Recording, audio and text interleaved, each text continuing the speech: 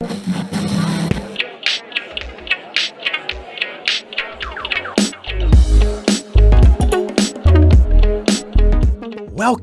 to Backseat Confessions Podcast. Slide into the backseat as we listen to mostly anonymous strangers tell us stories from their lives. I'm a rideshare driver in Atlanta, and the people getting in my car have absolutely no idea I'm going to ask them to share. My commitment to you is to tell at least a snippet of virtually every story recorded in my car in the order they were told to me. My hope is that you laugh, cringe, cry, but mostly connect to these amazing people. You may find a piece of your own story, or just feel more connected to the rest of us. Join us, won't you? So, hey, my new friend. This is an adult podcast. Themes and languages are definitely not suitable for everyone. Listener discretion is advised.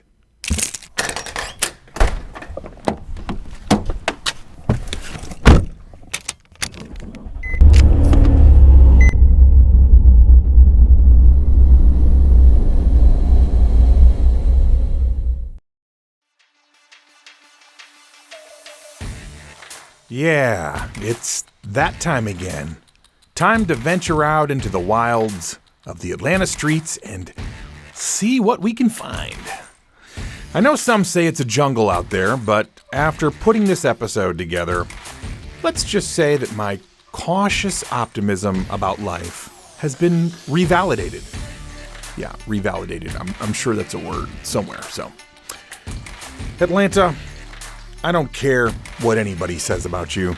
You're gonna be just fine.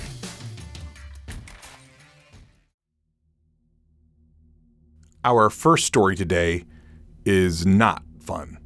This man finds himself the victim of a crime that continues to affect his life, and it sounds like there are plenty more like him that have been taken advantage of in this way.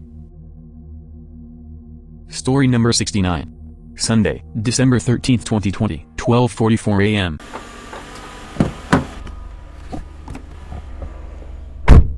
So I was on business travel in San Francisco. Okay. And I happened to be at a bar and met someone who tried to convince me to go with him to a strip club. Nice. And I decided to do it, whatever, night after work, had a few drinks. Yep. Ended up going with him to the strip club, was drugged, and ended up getting stolen $65,000 on my credit cards. And that's kind of ruined part of my life a little bit. Oh my God, dude. And I'm so sorry. Wow. no one believed me on this. And actually, this club, if you look in the news in San Francisco, you will see that they have done this to multiple people. I am not the first person, and they continue to do it. Oh, so you're saying this wasn't a rando in the club? You think this is an inside Oh, I job? think it's 100% that they basically were looking for people by themselves. Wow, dude, that is unbelievable. $65,000 is halfway between a car and an investment property. You are correct about that. God. I did not pay the credit cards, but I've been dealing with that for the last 6 years. That's unbelievable. Wow. Man, dude, I am so sorry. That's quite the story. Yeah, the city of San Francisco basically won't do anything. All the local news and media and stuff have tried to do stuff about it, but they're in their pocket. The problem is the politicians are in the clubs and stuff pockets because they're getting money and stuff for it, and the credit card companies don't really give a shit unless it's their employee. So it's fun. What's funny is one of the credit cards in this situation, one of their VPs was actually same thing happened to them in New York City. Are you serious? Same thing, and guess what? They said, "Oh no, this was completely, it was not his fault or anything." Of course. But it's my fault. But it was the same thing. He was drugged and they stole like his watch and stuff. But no, it was not his fault at all. Nothing happened. Oh my God. Wow. So. Well, I just hope at some point you get some kind of justice in all this. And unfortunately, it may take just a preponderance of other people going through it till there's so many cases where it's okay. And then maybe there could be some retroactive justice for you. But, oh man, that's so brutal. I cannot even wrap my mind around that. Yeah, we'll see one day. So there is in California, there is a It's not retroactive justice, but there's retribution or something. But it depends of the DA and stuff. Oh, nice deer right there. Yeah, if the DA actually decides to do anything, which I'm not holding my breath at this point in time. The only thing I'm hoping for now is it drops off my credit report, which I've got another couple years left. Other than rape, it seems like this kind of crime would just really make you feel violated worse than most. To be drugged and your stuff stolen from you and your credit ruined is just really, really tough. And then getting your credit back after this kind of thing happens is a long, arduous road where you as the victim are doing all the work, at least in this guy's case. And it doesn't sound like the credit card company or the powers that be are super interested in helping him, because these clubs throw off so much money that, who has the time to worry about one poor schmuck, right? Hey, justice system, let's have a conversation. I think we can do better, huh?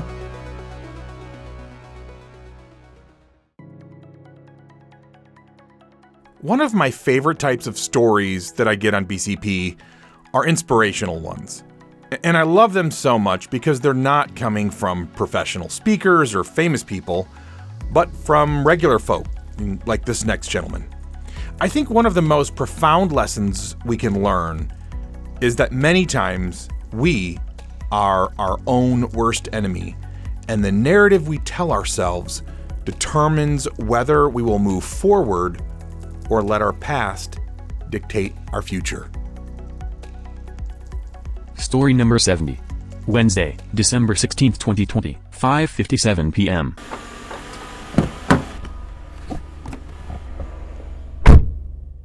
This is the story when I first killed the man. No, Wow. I'm playing. It's like, wow, that went That went south. Just coming from a single parent home, one sibling, a younger son. Having to be when you become like the man of the household, you kind of lose the father and your older sibling. You gotta be by yourself. You just kind of like have to like grasp reality, grasp life, become a man, stuff like that at a young age and stuff. Yeah. And it was interesting, man. It just took me a long, in life where you see stuff happen to you. You kind of like you kind of think about it, see what's going on, and try to like, of course you do the wise me stuff, but eventually me personally, I start to ask questions like, people say everything happened for a reason. You got to make sense out of all this stuff, because we don't have the answers to none of this. So we really true. don't. No. We're arrogant. We say we have the answers to stuff, but we don't. So, I eventually started making the choices and started grasping my reality. I went to school, went to Swift Transportation to be a truck driver. Nice. And the day before my test, man, I twisted my ankle. I had a swollen ankle. I mean, literally like swollen ankle. And I had to pass a full D inspection with a swollen ankle. And my roommate at the time, he's about to be my team driver. He's about to be team driver. Future millionaires, by the way.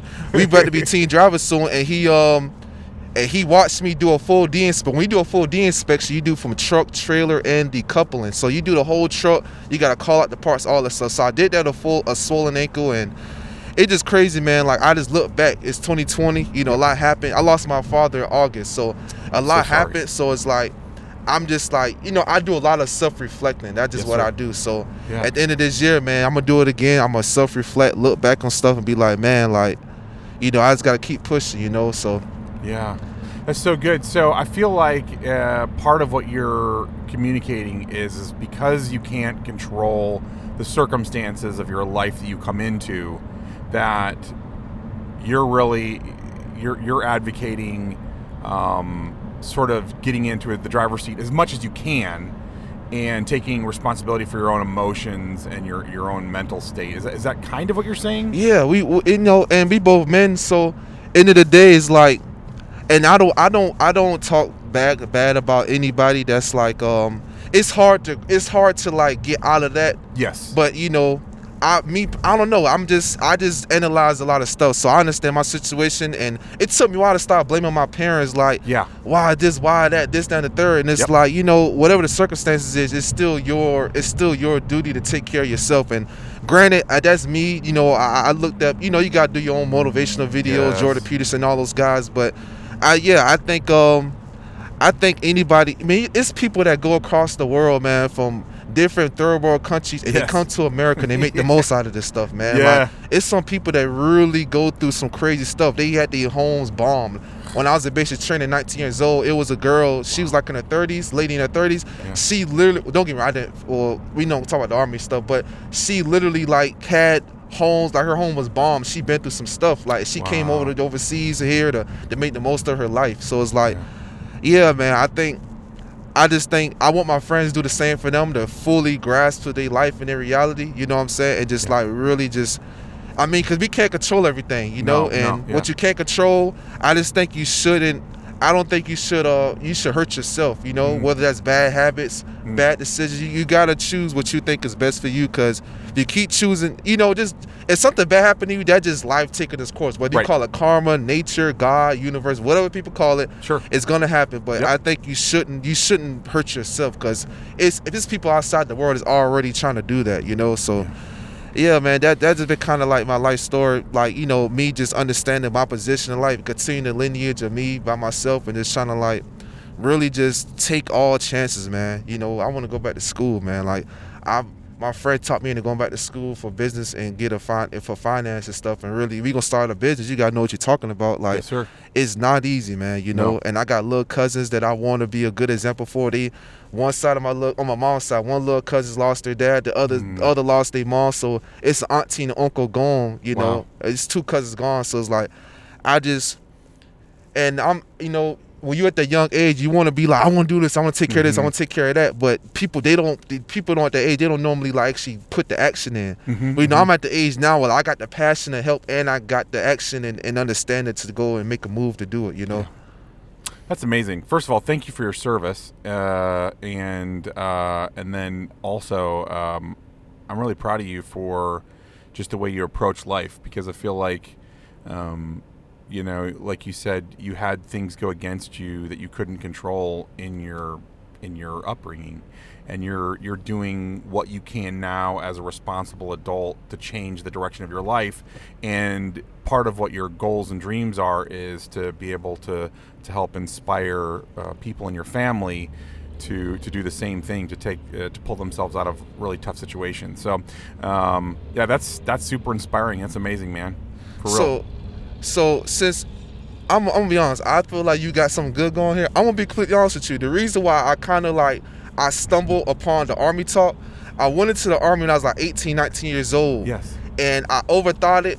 I probably was in basic, but like, I ain't gonna lie, the first week of basic training is hell. If anybody hear this and they like, I want to go to basic training, after that first week, you're good. I promise you. Right. My first week of basic training was hell. It just like the food was different. It's a couple of things is different, but once you get into the habit of waking up at that time, 4 o'clock, and you get up, PTR, you kind of have fun with it. And I did ROTC. But with that said, though, I was 19 years old, I want to say, and I overthought it, man. Yeah. And I disappointed myself, my family, and I got out of it. I quit it. You know? Yeah. So I'm gonna be honest with you, I'm not gonna, you know, I want to be real. I love you know? it. I love your honesty. I got out of it and stuff, and you know, those few years, man, I was just sitting there going through the motions, and I didn't smoke weed till after I got out of basic training. When I got out of basic training, I was like 20 years old. New Year's the first time I smoked weed, so it took me a long time to actually get this mindset. You know, it took a lot of mistakes, man. You know. Yeah.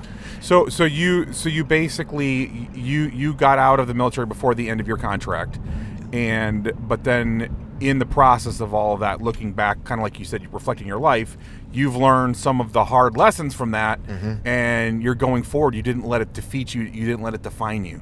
Yeah. Now I had a lot of like what ifs moments, you know, and then it took me understanding like loss of family members. Like I met my little cousins. I met my older cousin, you know. I miss them, you know, and I met a lot of people throughout my family. I got close to my family, and you just start appreciating what you got going on now, you know. So it's like you gotta make the most of it, and it's like, you know, I'ma still travel, man. You know, I could still travel. I could still meet people. I could still network. I could still enjoy life. I could still get good insurance. You know. You know, whatever it is, you know, whatever the what if moment, you know, I might think about it, but I don't feel bad about it, you know, right. Well, there's literally nothing you can do about it now. It's like that decision is behind you. Exactly. You got and you got to do that. But it's, you know, people, when something happened, we sit there, we play that moment back and forth, and it becomes and it be, you know. So it's a science to that type of stuff too, man. That personality traits and all, it's a science to it. You know, I'll be trying to like understand all that good stuff, you know. Love it. Well, you're a student of life. I feel like one of the most profound things that I ever heard a really wise person say is that life is a journey of learning. That's literally the meaning of life, is to learn. I think it was somebody Oprah interviewed, and they wrote this book called The Road Less Traveled, which I never read, but when she was interviewing him, that was what he said. Like, and he was a deeply spiritual guy. He was a Christian, deeply spiritual guy, but he said the whole purpose to life is to learn. And then there's a saying I love called "You're either winning or you're learning," and I've probably said it a million times after I heard somebody say it. I was like, that's a really great way. That way you don't always feel like you're losing, right? You're either winning or you're learning. And I think we learn more from our mistakes than we do from our wins, right? We feel good in our wins. We love to win, but we actually learn more through the losses. But anyways, man, I appreciate your heart. I appreciate your honesty, your sharing. And I feel like someone's going to listen to this and be somewhere in their journey. Your story is going to like spark something in them. So, man, I appreciate you. That's what I want to be. I want to be the person that when somebody feel bad about their life and their mistakes, I want somebody to look at me and be like, well, at least I'm not that guy. You know? Dude, I've been what you just said a million times. That's awesome, bro. That's how I want to be, man, because people feel like their life is just so crumbling. It is hard, man. It's tough, man. But I want people to see, well, at least I'm not that guy, you know, and they could just make some light of it, and they could just whatever helps people, man, just love is law, you know. So I feel like whatever can get somebody just above that next, you know, out of that situation, that mindset, whatever the case may be, man. But love it. Thank you, man. Thank you for sharing your heart. Really appreciate it. Yes, sir. Awesome.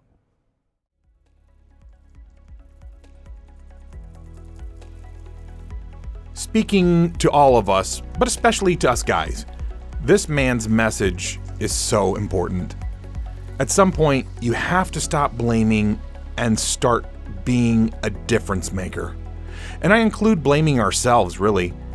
I love that he owned his less than honorable exit from the Army, but that during his Army experience, he met that lady who had escaped a far worse life than him to come to the U.S. to have a chance. And now he's moving forward with being an example of how a man should live, in service to those that are looking at and up to him. I am super proud of you, my friend.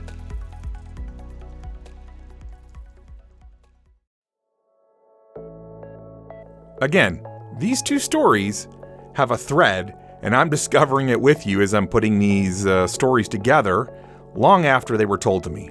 This gentleman was also in the military earlier in his life and has some inspiring things to say to us.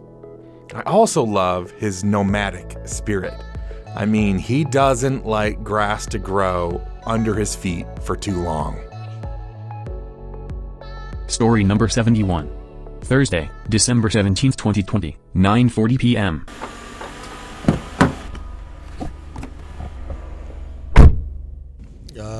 That's crazy. I forgot already. What were we talking about? I was telling you about how I got out the Navy, I believe. Yeah, you were telling me about how you got out of the Navy, and then you started to tell me, like, you kind of went back to Detroit. Yeah. And something kind of started coming to you, and I was like, whoa, don't tell me anymore. Let's capture it. No, I was saying pretty much, like, I got out and went straight to Detroit, you know, went back home, and I kind of just smelt it in the air that I was about to get back into the same, you know, shit. Yeah. And I was like, I just changed, or I don't know what happened. I just like, you know, I'm going to come down here, come to Atlanta, went to school. Yeah. And just try and carve out a different, you know, path of life for myself. And I've been here ever since. It's been about 2 years. Okay.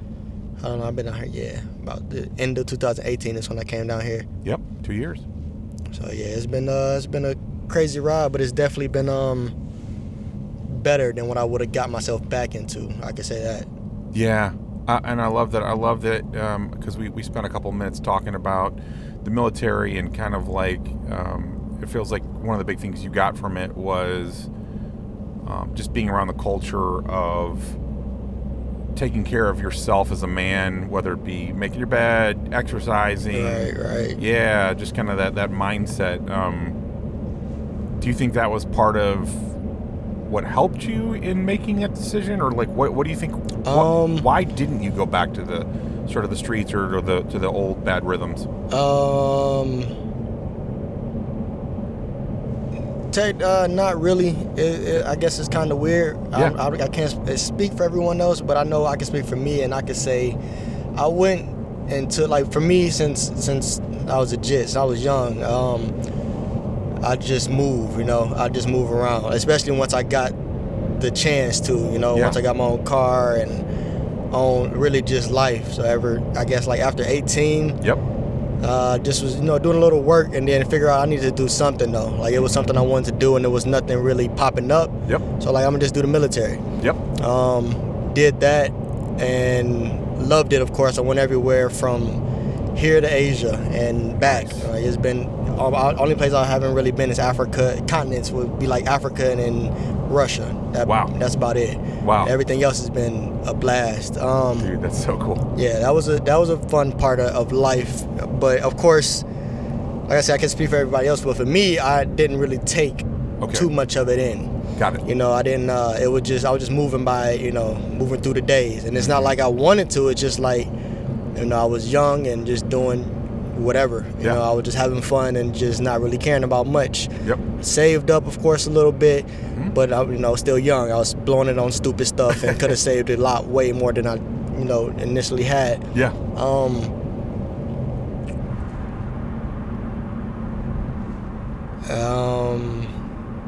I can't remember what I was about to say. Well, I was kind of, because I was going for like, what do you think it was that caused you to not fall back? Like I was saying, the same way. Like for me, I just move around a lot. Like as soon as I went to Detroit, my mom didn't. Before the Navy, no one even knew I was joining the Navy until like my mom knew 2 weeks before I left. Wow, that's the type of guy I am. I'll blow with the wind, quick.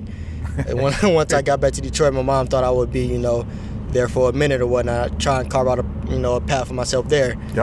And she didn't even know she didn't know I was in Georgia until I told her I was here in Georgia.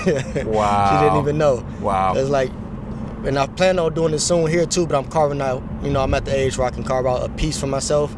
And then I'll move on and then figure out some other stuff along the ways. Like I really want to go back to Japan. I want to go back to all types of the places and figure out a lot of other stuff, like being in Japan. I was stationed there for 2 years. Wow. And I still like I took it in, but I didn't take it in like I wanted to. That was a whole different culture, and I loved it. Sure. I completely loved it. What was it about the Japanese culture that drew you? It was very peaceful. Very peaceful. It's like I didn't have to worry about anything. I didn't have to worry about looking over my shoulders, which I still did. Just the way I was, and I guess raised, not the way I was raised, but just being raised and around the stuff I was. Almost like habit. Yeah, like instinct. And I remember thinking one time, like I was taller. Almost everywhere I go, I'm taller than everybody. Right. And I remember thinking that, well, at least this way I don't have to worry about anybody running up on me, Like I can see anybody that would try anything. But so then funny.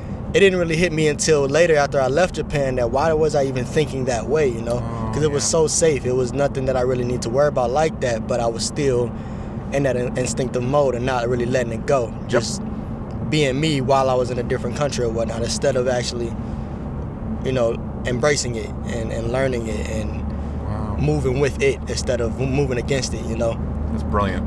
Yeah, that makes sense. Instead of letting it change you, you were still trying to hang on to what you were used to, which is most of us. But yeah, it feels like you're on a path of also enlightenment. I gotta ask, is there any like moment during your service in the Navy that was particularly like crazy or impactful or interesting, like just something that really stands out?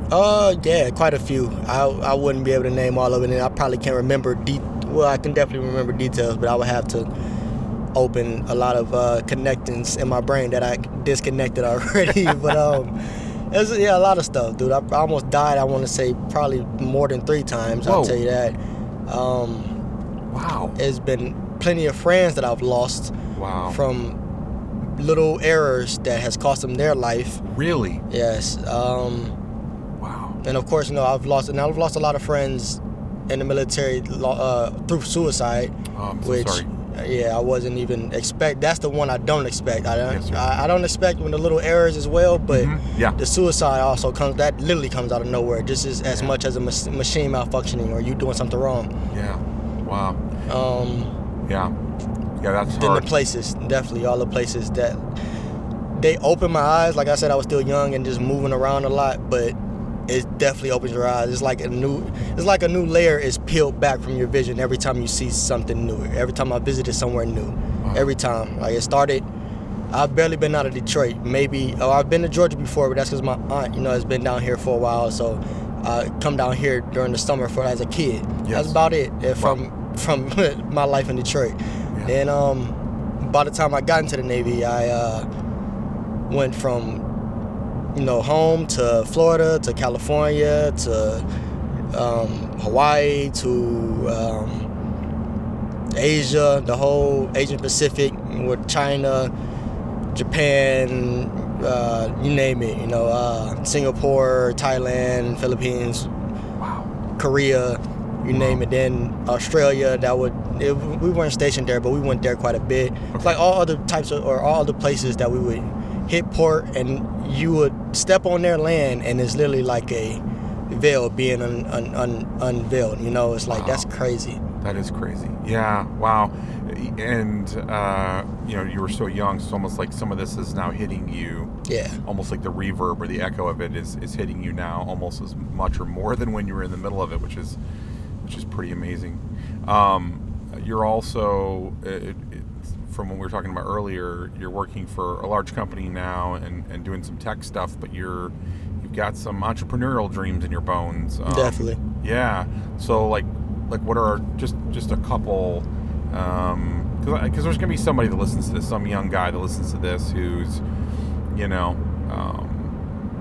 probably like looking around and like, what do I do with my life? And I just love the fact might that be in the same shoes type thing, or right, whatever. yeah. I might have went through the same shoes. Yeah. Man. Tell me a little bit about like just some of the things that are hitting you right now. Just at least ideas of kind of like some different things you want to try. Or where you wanna go. For making money. Yes, sir. Like I said before, I told you earlier, I want to get into affiliate marketing. I'm into the trading right now. I'm learning Forex. I'm pretty decent at it. That's awesome. I'm just still learning it though. Mm-hmm. I'm gonna try and get into like the stocks and whatnot. I'm not sure how to get into it yet, but I'm gonna get into it. Wholesaling, sooner or later, retail, most definitely. Okay. Wow. Not retail, real estate. Oh, real estate. Oh, yeah, for sure. Definitely not retail. Right. Okay. Yeah. Just little stuff like that, just until I can actually figure out.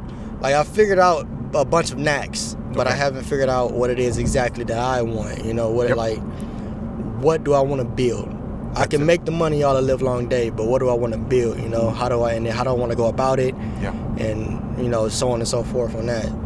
Yeah, I love that because I feel like when you talk about building something, you're starting to get into like, what do you want to build for legacy that goes beyond yourself and even you leave behind generationally, whether it's money and potentially a business or something. So it's really cool just to hear a young man who's like, you've got your head on that way, and it's totally normal to be your age and not be 100% sure what it is you want to build, but at least you want to build something, right?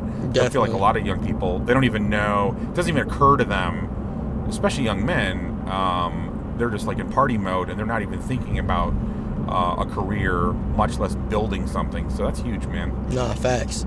That's a fact, and I can say that for a fact because I was that fact. Like, right. It's crazy when you can think back on it. It really is, and I'm almost positive. This is why you're doing what you're doing, because I know you can. You went through, like, trying to read your number. It's like you went through the times of your life, but you know that you can do something to help those not go through what you went through in your life around those times, because it'd be 10 times easier without the stress and heartache that comes with that other stuff, Yeah, and just for the record, for people listening, I didn't tell you anything about my story. You don't know anything about my crazy story, but yeah, you're dead on. I definitely want to love people well, and I'd love for my story to either, like you said, help people go around some of the stuff that I've done, or if nothing else, stay hopeful when they're in the middle of, a bad place. So, Right. No, that's Definitely. that's very wise, and you're definitely very intuitive young man. That's awesome. I appreciate that. Yeah, for sure. Unless you have anything else, I just appreciate you sharing your heart, your story, and I just wish nothing but the absolute best for you. Oh, I definitely appreciate that too. You don't always get that from a stranger. Yes, sir. I appreciate you, man.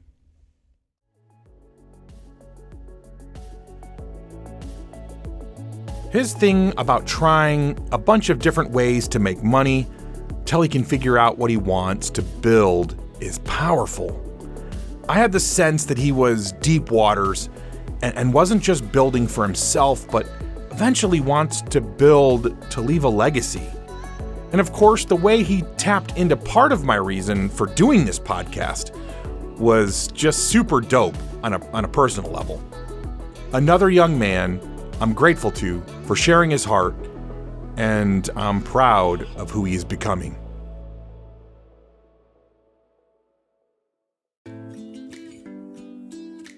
Continuing the streak, this is the third guy in a row that is sharing from his heart something that he hopes will inspire. And honestly, I don't really know of a better life message. Story number 72. Thursday, December 17th, 2020, 10:25 p.m.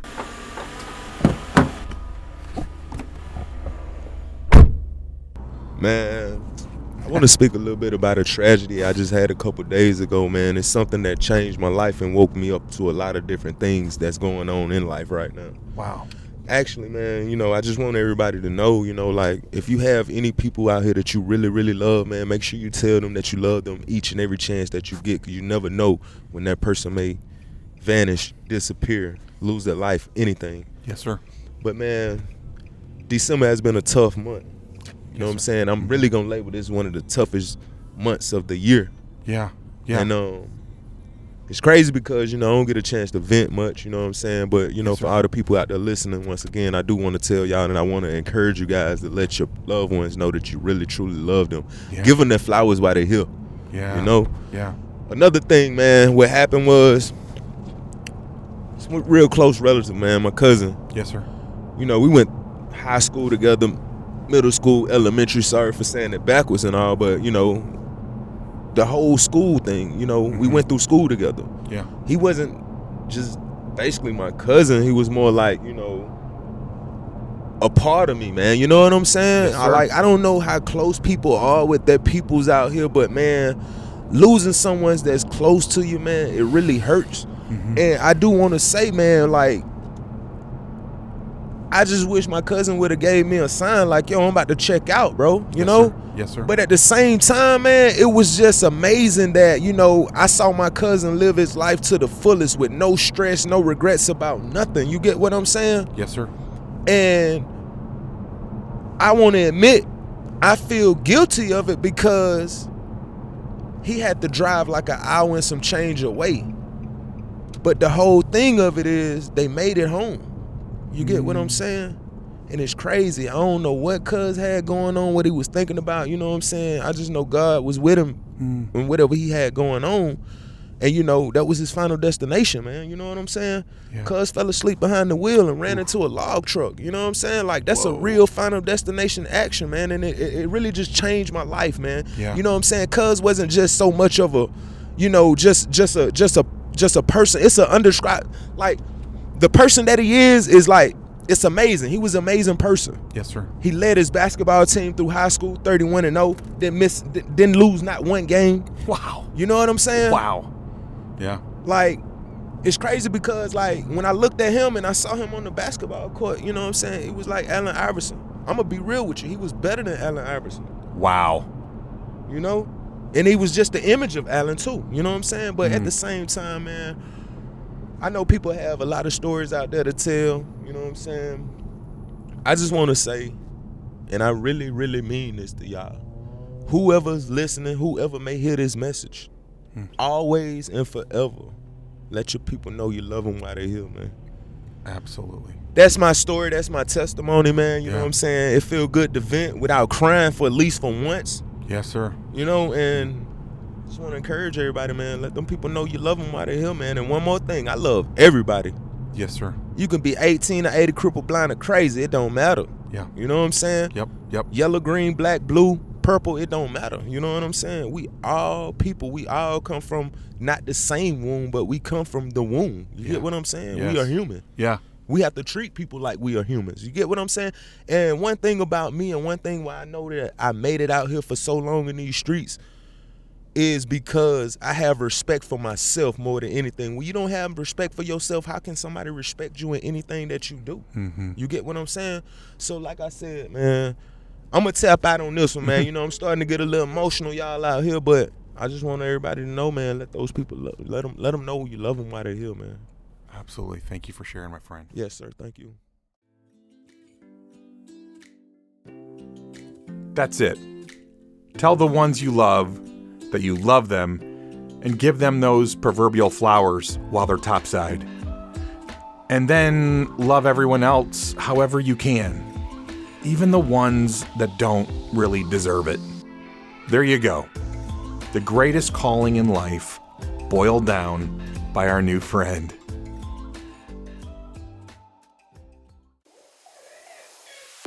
Well, to wind us up for the day, this is the opposite of our last episode where it was all women and then one dude at the end. This has been a guy fest. And we get to the end of it, though, with a pretty lighthearted story from a delightful gal.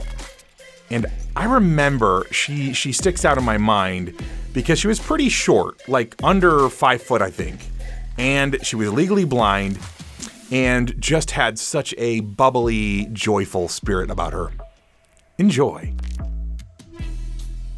Story number 73. Thursday, December 17th, 2020, 11:27 p.m.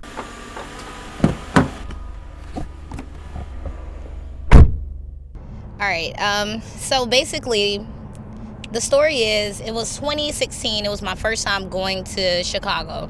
And so I went there to visit my aunt. And she's a little old lady. She's nice and cute and petite like me.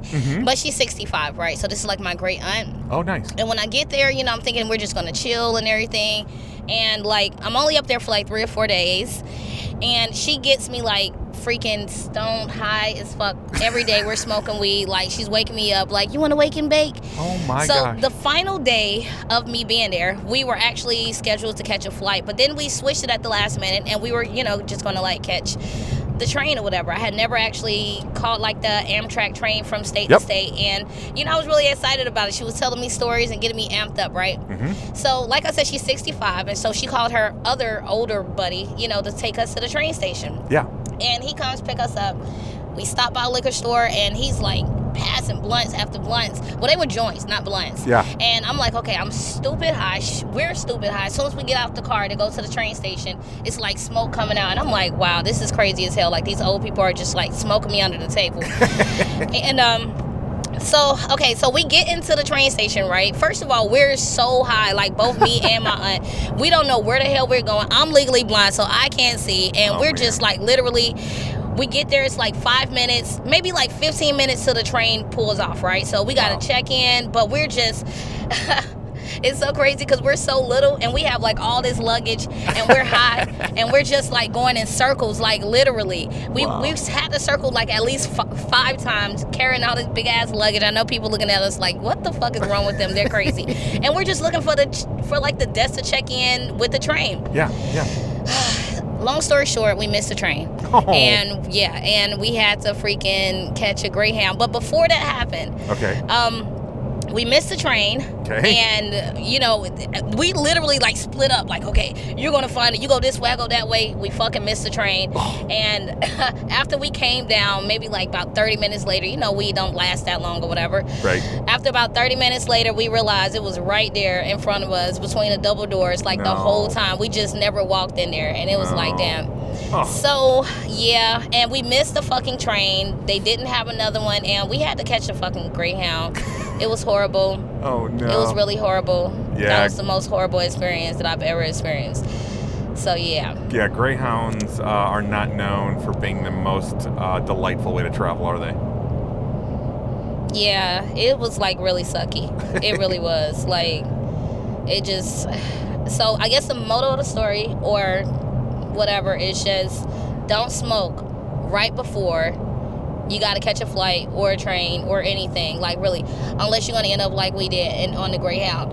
And mind you, like I said, we was looking so crazy just trying to carry all the luggage, and it was just like, it was so horrible, but yeah.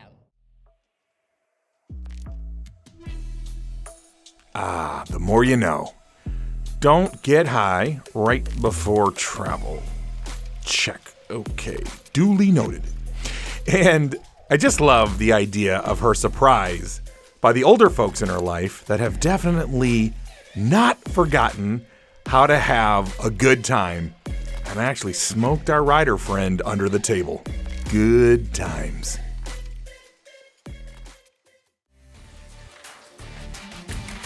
Wow, what a trip. Started with an actual victim of being drugged and robbed while traveling, and ending with getting high and trying to travel. Life is nothing if not interesting, am I right? But in the middle was just so much inspiration and good life lessons. I personally think a lot about the world we live in and how to make it better. For me, I don't believe we are all doomed or that the world is getting worse and darker all the time. Granted, the environment is probably what we're doing the worst with at the moment, but even that, I believe, is being turned around slowly. The rest, I could use hard statistics to show you that in almost every way, the world is better off now than ever for humanity, but the gentleman sharing today is what really stokes my fire for a better future. When we begin to come alive to our higher purpose and destiny, we really do brighten the world. So that's my takeaway from this episode. Let's keep lifting up the stories and voices of those that are leading with intention and love, and also help whoever we are called to along the way. May you walk in light and love more fully than you ever have. Blessings on you and yours.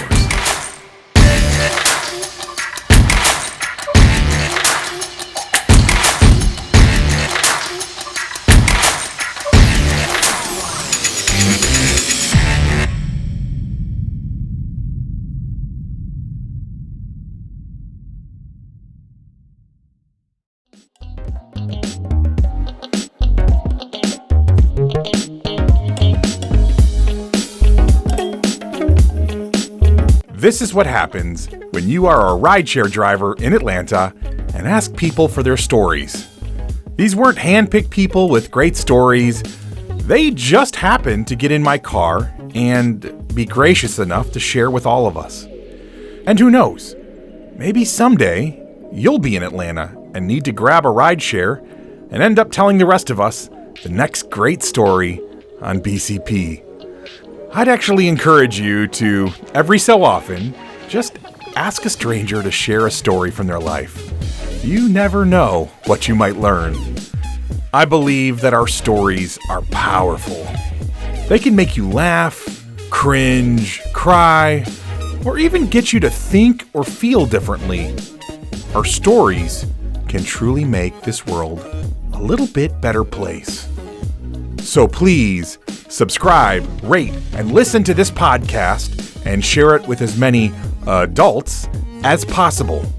It would mean so much to me.